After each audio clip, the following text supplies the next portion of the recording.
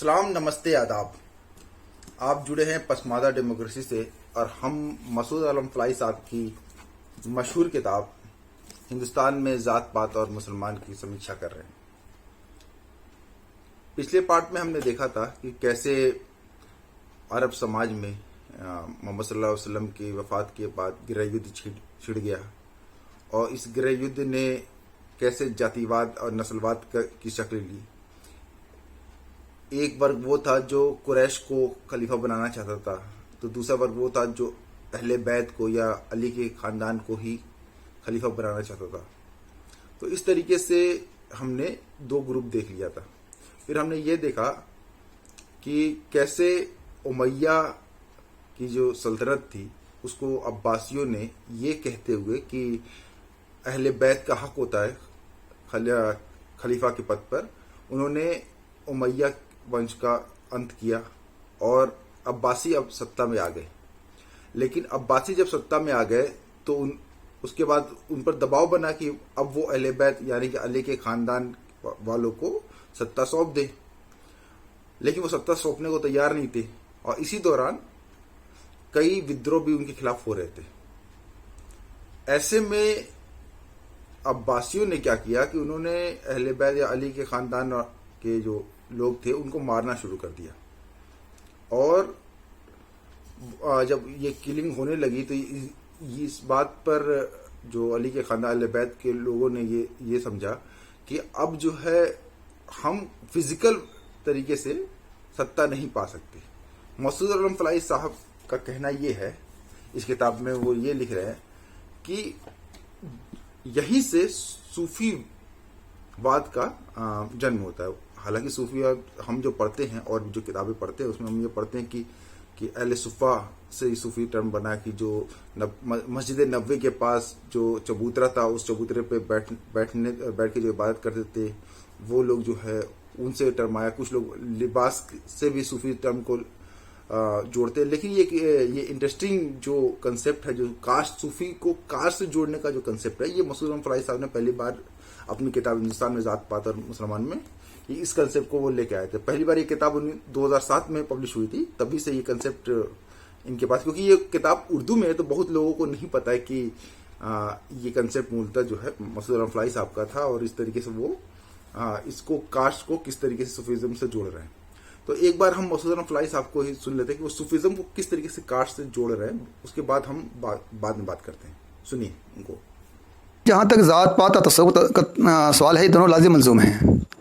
तसव्वुफ जो अहले तसव्वुफ हैं वो सैयदवाद से अलग नहीं हो सकते हैं। वो उनकी पूरी फ़िलासफ़ी जो है अहले बैत के नाम पर सैयदों को ऊँचा करने की रही है और इसके लिए जो है मुख्तलिफ़ कहानियाँ किस्से लोगों ने गढ़े, वो हदीसें लाई जो रिलेवेंट नहीं थी, उन हदीसों के मुकाबले में कुरान की आयतों को तावील कर दिया। मैं आपको मिसाल दूँ कि एक सूफ़ी गुज़रे हैं यूसुफ़ नबहानी, जिसकी किताब लिखा था नूरुल अब्सार फ़ी मनाक़िब आले बैतुल नबी अल मुख्तार। उसमें लिखते हैं सूफ़ी जो हैं कि शरीफ सैयद की ताज़ीम हर हालत में वाजिब है, खा वो जना करे और कौम लूत का अमल करे या मतलब होमोसेक्स करे, शराब पिए, धोखा दे, सूद खाए, चोरी करे, झूठ बोले, यतीमों का माल खाए, पाक दामन औरतों पर इत्तेहाम लगाए, मुसलमानों को बिला वजह तकलीफ पहुँचाए। लेकिन यूसुफ़ नबहानी की किताब है अशरफुल मोहम्मद ले आल मोहम्मद, यानी सैयदों का हमेशा के लिए उनकी बरतरी। उसमें लिखते हैं कि सैयद के फासिक फाजिर शख्स की भी इज़्ज़त और तौक़ीर करना और एतक़ाद रखना लाजिम है कि गुनाह उसके सब माफ़ हैं। थोड़ा माइक ऊपर कर दिया, आवाज़ में। अल्लाह उसकी बदकारियों को आयत तत्हीर के ज़रिए माफ़ कर पाएगा, क्योंकि रसूल सल्लल्लाहु अलैहि वसल्लम की एक हदीस इस पर दलालत करती है। और इस सिलसिले में एक जाली हदीस लाई गई।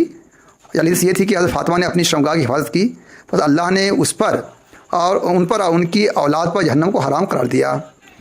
इब्न अरबी अल फतवात मक्किया में सूरह फतह की जो सूरह है इन्ना फ़तहना लक फ़तहन मुबीना, जो सुलह हुदैबिया के बाद अल्लाह ताला ने नाज़िल किया था कि नबी हम तुम्हारे लिए फ़तह मुबीन दिया है, उसमें ये तावील करते हैं कि इससे मुराद अहले बैत हैं और ये क़यामत तक के लिए ये अल्लाह ताला इनको माफ़ कर दिया है, चाहे जो गुनाह करेंगे। अच्छा। और अब देखें कि शेख मोइनुद्दीन अरबी हो या फिर जो है आपके जो इब्न सबईन हो, इब्न मरजान हो, ये आम तौर पे जो स्कॉलर्स का ख़ास तौर से जो कहना है कि ये बेसिकली ये जो है शिया मसलक से लोग ज़्यादा मुतअस्सिर थे और इनके यहाँ भी जो तसव्वुफ़ की जो इस्तिलाह है रिजाल गैब की इस्तिलाह है वही जो है उनके यहाँ इमामिया जो बजाय शिया इस्माइलिया की जो उनके यहाँ इस्तिलाहात हैं उनसे मिलती जुलती हैं। अब मौसन एक मौके कहना है कि माला मौत की बर्बादी के बाद नज़ारिया इस्माइलिया शिया फ़िरक़ा ने एक कॉन्फ्रेंस किया, उसमें यह तय किया कि हम डायरेक्ट हुकूमत कायम करने के बजाय तसव्वुफ़ के ज़रिए अपना काम करें। और उन्होंने यमन के ज़रिए जो है यमन से अपनी फातिमियत और जो है करामता बातनिया ग्रोह को जो है गुजरात के इलाके में हिंदुस्तान के इलाके में भेजना शुरू किया। और सारी जो सूफियाँ हैं उनके यहाँ फातिमियत हसीयत के लिए सैकड़ों किस्से कहानियाँ गढ़ी गई। आप देख लीजिए हिंदुस्तान के अंदर जितनी मज़ार पाए जाएंगे आप, जिसे दरगाह बोलते हैं, उसके 99% जो साहिब कब्र हैं आपको सैयद मिलेंगे। क्या वजह है सर? इसमें दो सवाल एक साथ पूछ रहा हूँ। तसव्वुफ़ के बारे में थोड़ा सा समझा देते हैं कि लोग समझ पाएंगे क्या आप बोल रहे हैं आप, क्योंकि सभी लोग नहीं समझेंगे। देखिए, तसव्वुफ़ का जहाँ तक सवाल है, तसव्वुफ़ जो स्कॉलर्स में दो राय हैं कि तसव्वुफ़ कब शुरू हुआ, कैसे शुरू हुआ, उसके क्या मराजे हैं, हमें उसमें नहीं पढ़ना है। इस्लामिक स्टडीज़ का बहुत लंबा एक डिस्कोर्स है। एक मुसन्निफ़ है हज़रत मौलाना हाफिज़ सैयद मोहम्मद अली हुसैनी, उनकी किताब है दीन तसव्वुफ़ व तरीक़त। इसमें लिखते हैं कि खिलाफत जब हासिल करने में अहले तशय्युअ अशिया हार गए तो उन्होंने इनडायरेक्टली तरीके से तसव्वुफ़ शुरू किया कि हमें दुनियावी खिलाफत नहीं मिली तो क्या हुआ, हम दीनी खिलाफत हासिल करेंगे। अब देखिए, सारे तसव्वुफ़ की जो सिलसिले हैं, चिश्तिया हो, कादरिया हो, सवरदिया हो, सबके यहाँ उनका जो पीर होता है अपने मुरीद को खिलाफत देता है। खिलाफत एक इस्लामी इस्तिलाह है, सुन्नियों के यहाँ, शियों का इस्तिलाह इमामत है। तो खिलाफत जो है एक इस्लामिक कंसेप्ट है जो इस पर गवर्नमेंट हुकूमत करने का एक जो कंसेप्ट है, उसी को यहाँ ये है कि एक मुरीद जो है अपने खलीफा की खिलाफत मिलने के बाद या उनकी बातों को इनकार नहीं कर सकता है। वो कहते हैं कि मुरीद जो है अपने खलीफा या अपने पीर के हाथ में ऐसी ही है जैसे मुर्दा जो है ज़्यादा गुस्ल दिलाने वाले के हाथ में होता है, कुछ नहीं कर सकता, जो शायद ने कह दिया फाइनल। अच्छा सर, लेकिन कुछ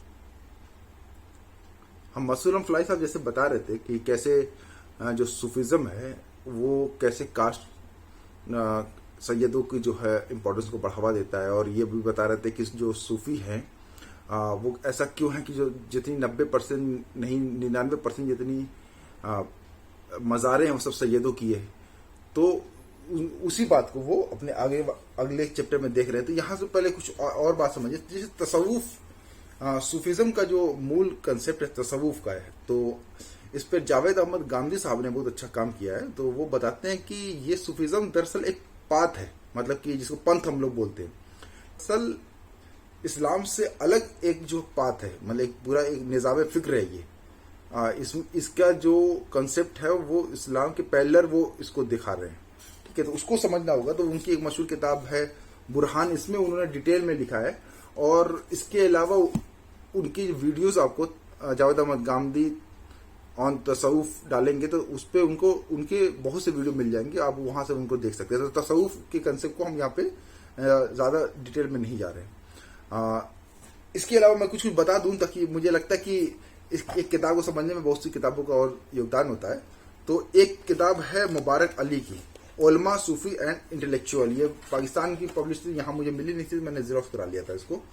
तो ये अच्छी किताब है इस टॉपिक पर, जो आपको ये समझाती है कि उलमा किस तरीके से जो है उलमा और जो सूफी है वो कैसे राजसत्ता के साथ इनका संबंध रहा है। हम नॉर्मली ये समझते हैं कि सूफी जो थे वो राजसत्ता के करीब नहीं थे, जबकि ये कंसेप्ट जो है वो बताते हैं, ये मुबारक अली साहब भी बता रहे हैं और मसूद फलाई साहब भी बता रहे हैं कि ऐसा नहीं है। इवन कि उनका बहुत दखल रहा है, राजसत्ता में बहुत ज्यादा दखल रहा है। और जो भी मसूद फलाई साहब लिख रहे हैं कि जो सूफी है वो मूलतः वो लोग शिया के कंसेप्ट को फॉलो करते हैं, जबकि हम जानते हैं कि सूफियों में ज्यादातर जो सुन्नी हम देखते हैं कि सुन्नी नजर आते हैं। लेकिन मसूद फलाई साहब कह रहे हैं नहीं, ऐसा नहीं है। अगर हम एक सूफी जो संप्रदाय नक्शबंदिया जो अपने आप को नबी सल्लल्लाहु अलैहि वसल्लम की चचा से जोड़ते हैं, तो उनको छोड़ दिया जाए तो बाकी सारे सूफी जो है वो उनका केंद्रीय जो विषय है वो जो है अली पर आके रुकता है। वो नबी के बाद अली को लेके आते हैं। दमादम मस्त के अंदर अली का पहला नंबर। अली का पहला नंबर किस मामले में, तो इसमें समझा ये रहे हैं कि जो ये खलीफा का जो हक था वो अली का ही था, तो पहला नंबर उन्हीं का है। तो और यहाँ पर मैं पढ़ देता हूँ वो क्या लिख रहे हैं कि ये निर्वादित सच्चाई है कि सूफीवाद और तरीकत के सभी बुजुर्ग शिया आस्था पर विश्वास रखने वाले हैं और प्रत्यक्ष रूप से सुन्नी संप्रदाय का चोला ओढ़े हुए हैं। बैत के सिलसिले के वंशावली में रसूलुल्लाह सल्लल्लाहु अलैहि वसल्लम के बाद हजरत अली का नाम आता है और बीच से 3 खलीफाओं के नाम निकाल दिए गए हैं। बैत के सिलसिले पूरे के पूरे हजरत अली तक पहुंचाए गए हैं और केवल एक सिलसिला नक्शबंदी सुन्नी संप्रदाय के आंसू को पोषने के लिए हजरत अबू बकर सिद्दीक से जोड़ा गया है। तो इस तरीके से मौलवी फराई साहब बता रहे हैं कि सूफिज्म दरअसल वो काम क्या कर रहा था कि भौतिक सत्ता की जगह आध्यात्मिक सत्ता पे बात कर रहा था और उन्होंने वही टर्मिनोलॉजी इस्तेमाल की है जो भौतिक सत्ता की। जैसे इनमें मौलवी फराई साहब बता रहे हैं कि सूफी का जो केंद्रीय विषय है वो शिया के जो कंसेप्ट था वो ये कंसेप्ट था कि कैसे अली के खानदान को या अली को ही महत्व मिलना चाहिए था, वो महत्व नहीं मिला और अब्बासियों ने जब शियों को भी मारना शुरू किया तो उसके बाद से सूफिज्म के जरिए से वो उनकी सत्ता को कायम रखने का काम किए। ये मसूद फलाई साहब का मानना है, ये सभी का मानना नहीं है। मैं ये बता दूं कास्ट का जो एंगल है ये मसूद फलाई साहब का की देन है। तो वो कई अपनी बातों को ऐसे नहीं रखते। मसूद फलाई साहब हर बात का आर्गुमेंट दे रहे हैं और बहुत ही उनके जो जितने आर्गुमेंट, अब ये किताब जब खरीद लेंगे, जब अभी तो हिंदी में नहीं आई है लेकिन उर्दू में ही है, आप खरीद सकते हैं, तो आप देखेंगे सारे रेफरेंस उसके बहुत ही ऑथेंटिक रेफरेंस है। जैसे कि अभी वो शाह वलीउल्लाह मुहद्दिस देहलवी इनको कोट कर रहे हैं कि वो फरमाते हैं कि हजरत अली रज़ियल्लाहु तआला अन्हा इस उम्मत के पहले सूफी हैं, पहले मजजूब मतलब खुदा से मोहब्बत में डूबा हुआ इंसान और पहले आरिफ। फिर मिस्र के शोधकर्ता डॉक्टर जकी मुबारक ये लिखते हैं कि वास्तव में शिया संप्रदाय और सूफीवाद का केंद्रीय व्यक्तित्व अली है और वह शिया के पूज्य और सूफियों के इमाम है। अच्छा, यहाँ पे समझ लीजिए कि खिलाफत और इमामत का भी एक मामला समझिए कि जब खलीफा जो थे अभी ये तय हो गया कि ये नहीं, इनके हाथ में नहीं जा रही शियों के हाथ में, तो फिर वो इमामत का कंसेप्ट आया कि भाई खलीफा को तो लोग चुनते हैं लेकिन इमाम को तो अल्लाह चुनता है। तो मसूद फलाई साहब सुनिए क्या कह रहे हैं खिलाफत और इमामत को समझाने के लिए, सुनिए उनको एक बार। हज़रत मौलाना हाफिज़ सैयद मोहम्मद अली हुसैनी, उनकी किताब है दीन तसव्वुफ़ व तरीक़त। इसमें लिखते हैं कि खिलाफत जब हासिल करने में अहले तशय्युअ अशिया हार गए तो उन्होंने इनडायरेक्टली तरीके से तसव्वुफ़ शुरू किया कि हमें दुनियावी खिलाफत नहीं मिली तो क्या हुआ, हम दीनी खिलाफत हासिल करेंगे। अब देखिए सारे तसव्वुफ़ के जो सिलसिले हैं, चिश्तिया हो, कादरिया हो, सवरदिया हो, सबके यहाँ उनका जो पीर होता है अपने मुरीद को खिलाफत देता है। खिलाफत एक इस्लामी इस्तिलाह है, सुन्नियों के यहाँ, शियों का इस्लाह इमामत है। तो खिलाफत जो है एक इस्लामी कंसेप्ट है जो इस पर गवर्नमेंट हुकूमत करने का एक जो कंसेप्ट है, उसी को यहाँ ये है कि एक मुरीद जो है अपने खलीफा की खिलाफत मिलने के बाद या उनकी बातों को इनकार नहीं कर सकता है। वो कहते हैं कि मुरीद जो है अपने खलीफा या अपने पीर के हाथ में ऐसी ही है जैसे मुर्दा जो है ज़्यादा गुस्ल दिलाने वाले के हाथ में होता है, कुछ नहीं कर सकता। जो शायद ने कह दिया फाइनल। जैसे मसूद फलाई जिसे बता रहे थे इब्न अरबी के बारे में, तो इब्न अरबी जो है उन्होंने सूफिज्म को जो इज्जत बख्शी है, इवन कि इब्न अरबी से पहले भी हम गजाली को भी देखते, लेकिन इब्न अरबी ने सूफिज्म को बहुत ज़्यादा जो है इज्जत बख्शी और उसको केंद्रीय भूमिका में लेके चला आया कि कैसे जो है सूफिज्म ही दरअसल इस्लाम का सही रूप है। तो इसके ऊपर जो है वो, हालांकि मसूद फराज साहब ने बता दिया लेकिन मैं वो कोट पढ़ के सुनाना चाह रहा हूँ। इब्न अरबी जो है किस तरीके से सूफिज्म के बारे में दिख रहा है, कैसे उसमें कास्ट सिस्टम जुड़ा हुआ है।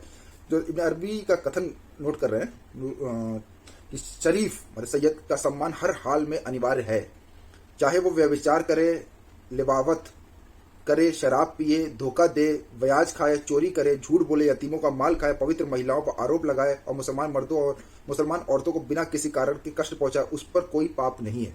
ये इब्न अरबी इर्तुगुल में से मशहूर हो गया, तो हमारे कई साथी जान गए होंगे इब्न अरबी कौन है। तो ये उनका कोटेशन है। तो ये सैयदों की इज्जत को बढ़ाना, और सैयदों में कौन सैयद, हसनी हुसैनी, उन्हीं को ही ये जो इनके एक खलीफा जो मतलब एक सूफी दूसरे सूफी को जो अपना वली अहद चुनता था या अपना उत्तराधिकारी चुनता था, तो उसमें ये शर्त होती थी कि वो किसी और को नहीं चुनते थे। ऐसा नहीं कि कोई जो है अंसारी और कोई कुरैशी, कोई और छोटी जात की पसमानदा जो है वो कोई बड़े वाले सैयद साहब की तरह जो है चुन लिए गए और वो चिश्तिया संप्रदाय चलाने लगे। जितने भी हैं जिनके फाउंडर सबके सब सैयद हैं, और सैयदों में भी वही जो हसनी हुसैनी वाले सैयद कौन होते हैं। अहले बैत बोला जाता है कि जो हज़रत अली की जो नबी सल्लल्लाहु अलैहि वसल्लम की जो बेटी थी और उनके जो दामाद हज़रत अली थे, उनसे जो औलादे पैदा हुई वही उसी को ये अहले बैत मानते हैं। और ये मानते हैं कि यही जो है सत्ता के लिए जो है या खिलाफत के लिए यही उपयुक्त लोग थे। अब इसमें जो है मसूद अलम फलाही साहब, पहले तो अहले बैत किसे कहते हैं, मसूद अलम फलाही साहब के ही शब्दों में सुनिए किसे कहते हैं। लेकिन जो मुसलमानों का एक ग्रुप है, शिया ग्रुप, नबी की एक ही बेटी मानता है, हज़रत फातिमा मानता है। क्योंकि वो मान लेगा 4 बेटियों को, तो फिर अहले बैत का तस्वीर खत्म हो जाएगा। जहाँ तक कुरान, हदीस, तारीख और जो नस्ल की बात करेंगे, एक फ़न है आलिम नस्ल, तो उस लिहाज से ये दावा करना कि सैयद नबी करीम सल्लल्लाहु अलैहि वसल्लम की औलाद ये सरासर गलत है और कुरान हदीस के लिहाज से जायज़ नहीं है। कुरान ने कहा है कि नस्ल का ताल्लुक बाप से जोड़ा जाएगा। कुरान के अंदर है उदू हम ले आए, सूरह आज़ाब की आयत है कि इंसान को उसके बाप से जोड़ो। फिर बुखारी की हदीस भी है कि मन इद्दा इला गैर अबी है फल जन्नत अलैहि हराम, कि कोई शख्स अपने आप को अपने बाप के अलावा मंसूब करे तो उस पर जन्नत हराम है। ये बुखारी ने एक चिप्टर बांधा है कि बाबू मायुद्दा नासिब अबाई, क़यामत के दिन इंसान को उसके बाप के नाम से पुकारा जाएगा। और खुद कुरान ने कहा है कि मा काना मुहम्मदुन अबा अहदिम रिजालिकुम, कि मोहम्मद किसी मर्द के बाप नहीं है। जब मोहम्मद किसी मर्द के बाप नहीं है तो उनकी नस्ल कहाँ चली? वो तो यही कहते हैं ना, मर्द के बाप नहीं है, कि औरत के तो थे ही नहीं। औरत के लिए अगर इस्लामिक स्क्रिप्ट बात करें, इस्लामिक थ्योलॉजी की बात करें, कुरान कह रहा है, नस्ल हम लोग बोलते हैं, कुरान नस्ल, कुरान की आयत बिल्कुल सही नस्ल मानी जाती है इसको हम लोग। तो नस्ल कह रहा है कि नहीं, नस्ल का ताल्लुक बाप से होगा, माँ से नहीं हो सकता। जानवरों में माँ से ताल्लुक होता है, जानवर नस्ल जो है माँ से जोड़ा जाता है। चलिए, मतलब अभी हम धर्मशास्त्र के हिसाब से बात कर रहे हैं ना, आधुनिक कानून के हिसाब से बात नहीं कर रहे हैं ना। ठीक, चलिए मैं समझ गया इस बात को। हाँ, तो मसूद अलम फलाही साहब इसमें आगे, अब इस किताब में अपनी, जैसे आपने सुन लिया कि अहले बैत किसे कहते हैं, वो किताब में क्या लिख रहे हैं कि यदि हजरत अली रज़ियल्लाहु ताला अन्हा और फातिमा रज़ियल्लाहु ताला अन्हा और हसन हुसैन अहले बैत और सैयदों का इस्लाम में इतना अधिक महत्व होता तो स्वयं अल्लाह कुरान में इसका उल्लेख करते।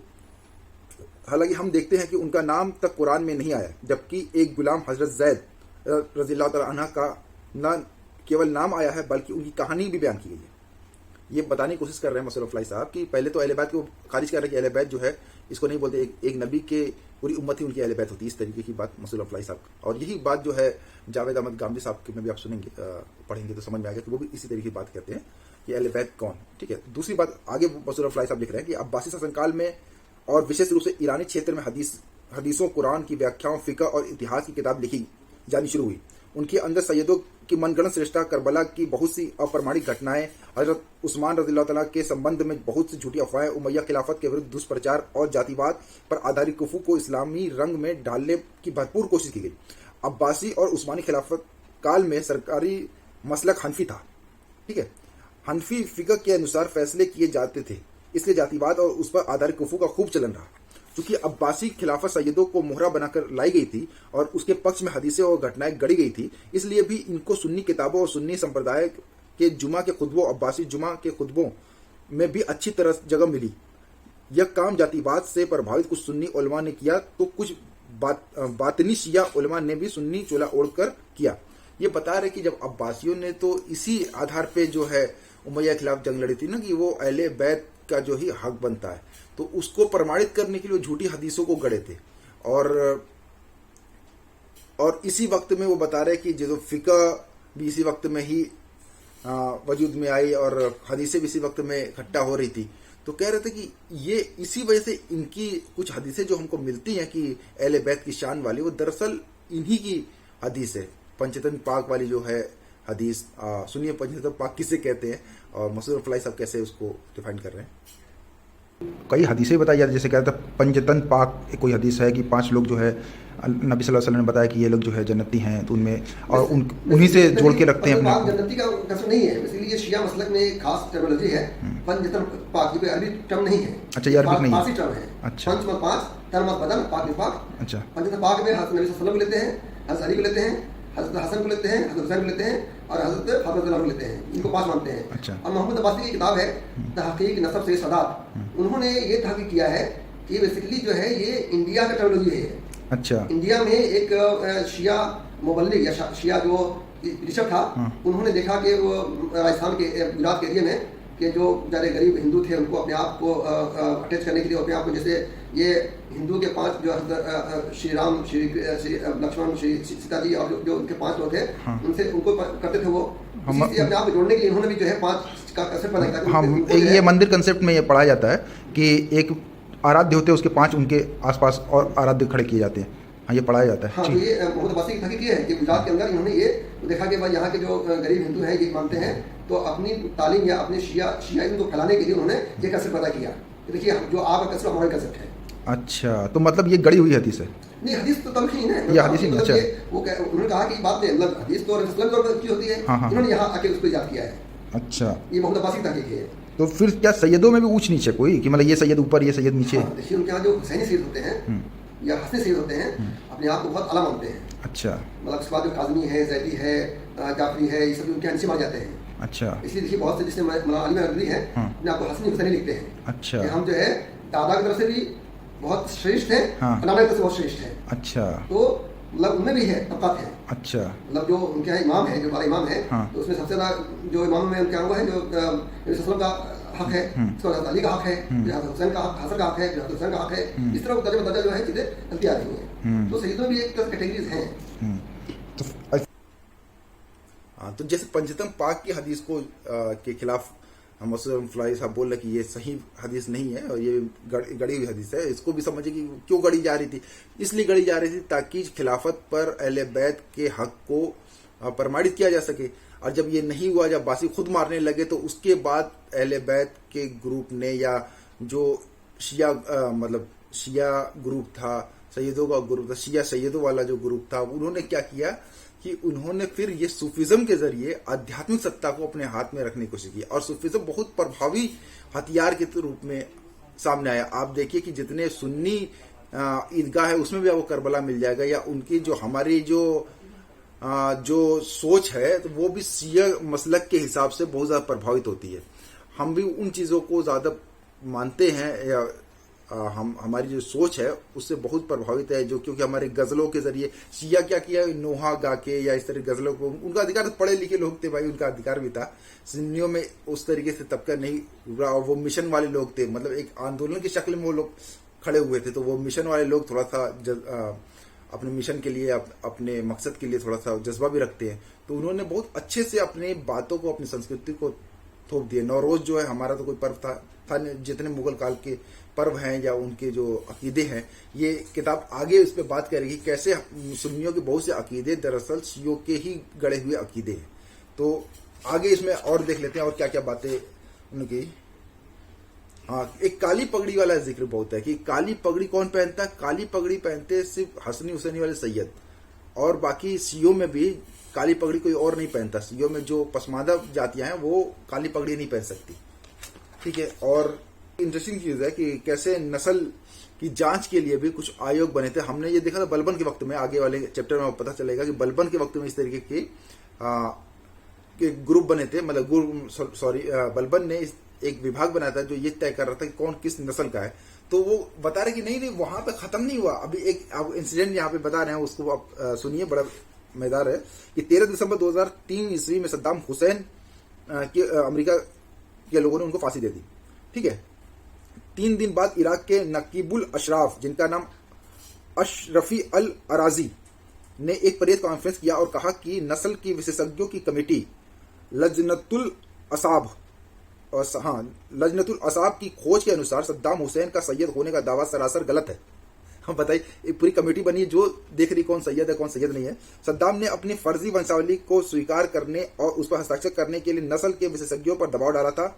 उन्होंने आगे कहा कि सद्दाम ने नुकबतुल अशराफ बनाने और स्वयं नकीब बनने की योजना बनाई थी, जो शुरफा मतलब सैयद के सीधे विरोध के कारण नहीं हो सका।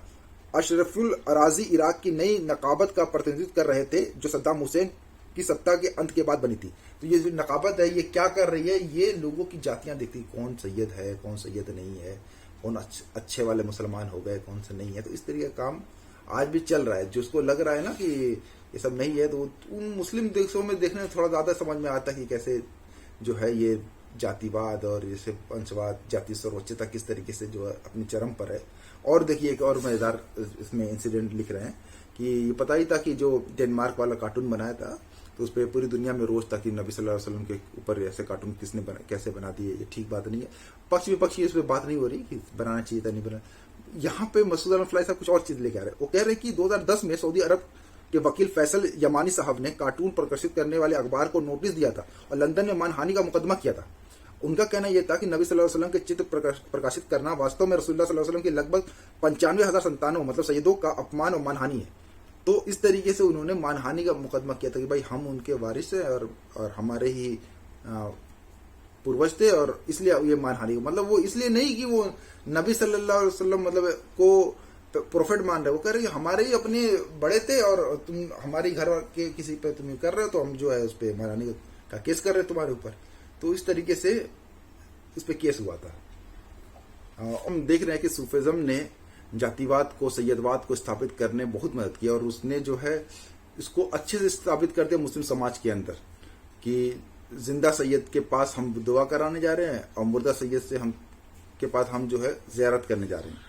एक चीज़ और जो सूफिज्म ने और काम किया उसका जो इस्तेमाल और राजनीतिक दलों ने भी किया कि उस सूफिज्म की आड़ लेके बाकी सारे मजहब को वहाबी बोल के आतंकवाद से जोड़ने का काम बहुत आसानी से कर सक रहे हैं और बता रहे हैं कि दरअसल जो है अच्छा वाला इस्लाम तो यही सूफिज्म वाला है, बाकी जितने हैं जितने अहलदीस हैं, देवबंदी हैं और साफाई हैं, हम्बली हैं, सब के सब ये सब वहाबी लोग हैं और ये लोग जो यही लोग आतंकवादी लोग होते हैं।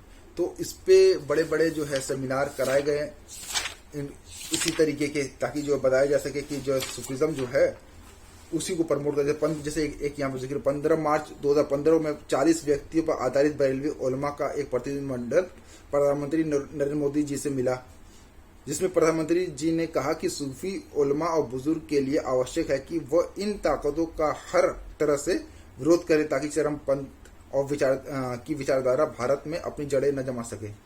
तो इस तरीके से इसका एक राजनीतिक प्रयोग हमेशा से हुआ है। मसूद अजहर फ्लाई साहब भी यही बता रहे थे कि इसका राजनीतिक प्रयोग भी हमेशा से, राजनीतिक प्रयोग के लिए ही वो बता रहे कि सूफिज्म आया था जैसे आध्यात्मिक सत्ता को पाने के लिए। और फिर एक बात और कर रहे कि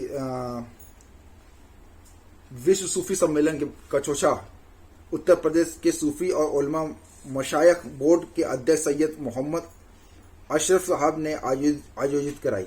इस तरह 25 से 27 अगस्त 2016 में शीशान चेचेनिया की राजधानी में धर्म विरोधी कम्युनिस्ट देश रूस की निगरानी में सूफी सम्मेलन कराया गया। इन दोनों सम्मेलनों में गैर सूफी, गैर बरेलवी, गैर शिया अर्थात देवबंदी, अहलदीस, जमात इस्लामी आदि को वहाबी का आतंकवादी घोषित करने की कोशिश की गई।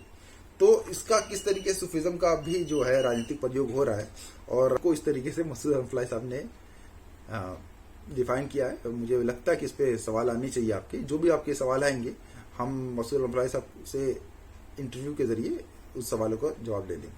बहुत बहुत शुक्रिया, धन्यवाद, जय हिंद।